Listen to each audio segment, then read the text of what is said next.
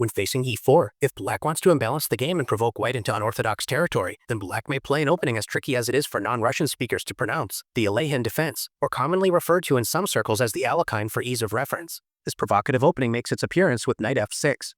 Rather than first securing the center with e5 and then contemplating attacking white's center, the Alekhine attacks the e4 pawn, provoking an immediate imbalance, encouraging white to march forward with e5.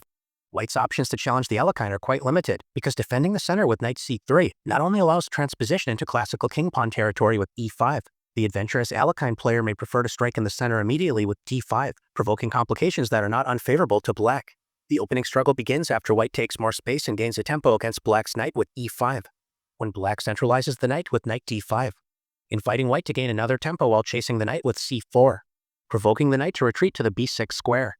The seemingly offside knight adds pressure against the pawn that just attacked it. White may decide to continue chasing black's knight with c5. Whenever you advance a pawn forward, you always have to consider the space left behind. In this case, continuing to chase black's knight does weaken the d5 square, so the knight may return to the centralized point with knight d5. White may once again attack this restless knight while actively developing the light-squared bishop with bishop c4. Although c6 is also an interesting option, black typically supports the knight with e6, revealing the dark-squared bishop's pressure against the c5 pawn.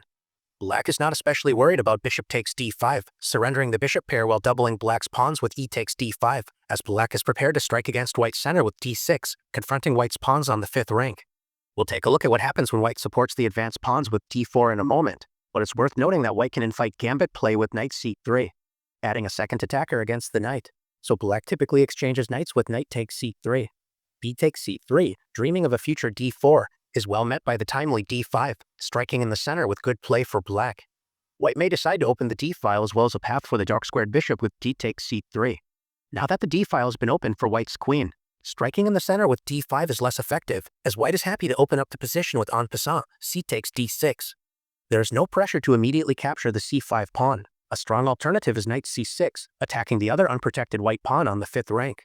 If black immediately plays bishop takes c5, then white will seek compensation for the pawn with queen g4, attacking the newly unprotected g7 pawn. It's important to avoid castling, as white has the strong response bishop h6, taking advantage of the pinned g7 pawn. It is possible to play g6, although this does weaken important dark squares on the king side. Retreating the bishop to f8 is more playable than it looks, preparing to strike against white's queen with h5 on the next move.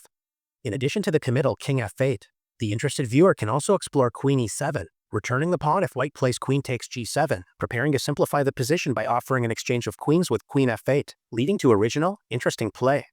No matter how black decides to respond to queen g4, white's active position fairly claims compensation for the pawn and is definitely worth exploring.